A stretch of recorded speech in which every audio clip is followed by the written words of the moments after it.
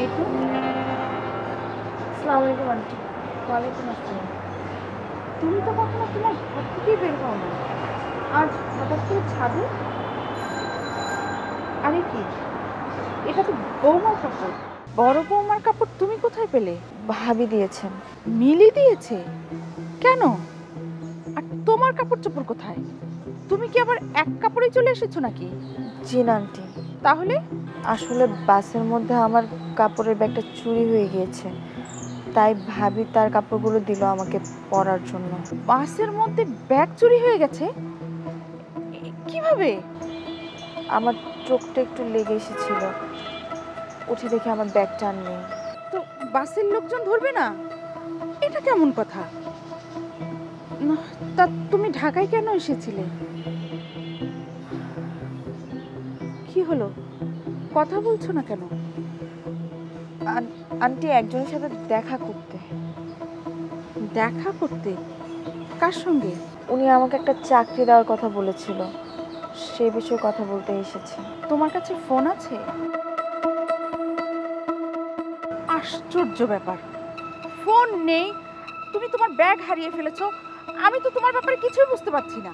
আসলে আন্টি, ওনাকে এই বাসার ঠিকানাটা দেওয়া আছে, উনি বেশ কিছুদিন একটু ব্যস্ত থাকবেন, তাই আসতে পারছেন না। দু একদিনের মধ্যে ফ্রি হয়ে গেলেই উনি এখানে আসবেন। তখন কি তুমি তার সঙ্গেই চলে যাবে? দেখি আন্টি, আগে ওনার সাথে কথা বলে যদি কোনো একটা ব্যবস্থা। ঠিক আছে, দেখো কি ব্যবস্থা হয়।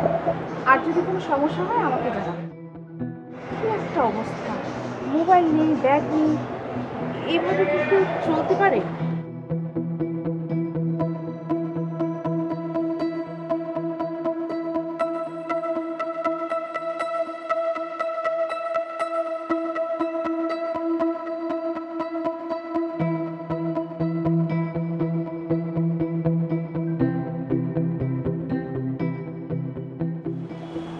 আতিক, তুমি আমাদেরকে নিয়ে কি চিন্তা করলে?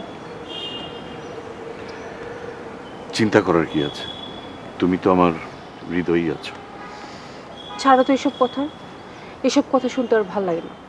আমাদেরকে ইমার্জেন্সি একটা ডিসিশন দিতে হবে। ডিসিশন আমরা দুজনে মিলে যেটা নিয়েছি সেটাই। কিন্তু সেটা ফুলফিল হচ্ছে কোথায়? ইলা, কেন বোঝো না?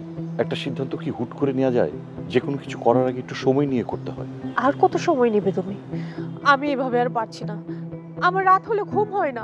কেন, কি প্রবলেম? রাত হলেই আমার মনে হয় তুমি এই মহিলাটার সঙ্গে বেড শেয়ার করছো, আর এইটা ভাবলে আমার মাথা ঠিক থাকে না, আমার অনেক কষ্ট হয়। ধুর পাগলি, এরকম ছেলে মানুষই করলে হয়? শোনো, আমাদের দুজনের রিলেশনটা কিন্তু হয়েছে জেনে শুনেই। হ্যাঁ হয়েছে, কিন্তু তুমি তো আমাকে কথা দিয়েছিলে তুমি মিলেকে ডিভোর্স দিবে, তাহলে এখন অবধি তুমি কেন তাকে ডিভোর্স দিচ্ছ না? কিসের এত টান তোমার ওর প্রতি, যে মেয়ে পারলো না আজ অবধি তোমাকে একটা বাচ্চা দিতে? সেই দুঃখ তো আমার ভেতরে আছে, আর সেই শূন্যতাটাও আমার ভেতরে কাজ করে।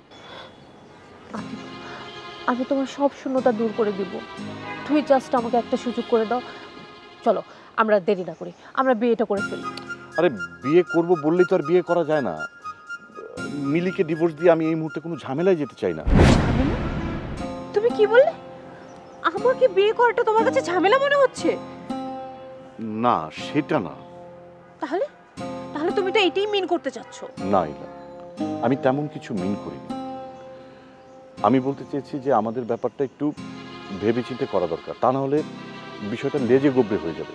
আমি চাই না তোমার আমার বিষয়টা তেমন কিছু হোক। তাহলে আর কবে আতিক? আমি আর কতদিন এভাবে অপেক্ষা করব তুমিই বলো? আমার বাসা থেকে যদি বিয়ের জন্য চাপ দেওয়া শুরু করে না, তখন কিন্তু আমরা দুজনেই ঝামেলায় পড়ে যাব।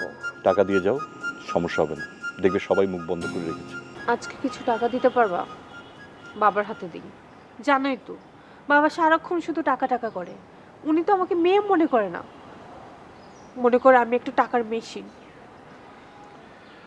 থাকো না কিছুদিন টাকার মেশিন হয়ে, তারপর তো তুমি আমার কাছে চলেই আসবে।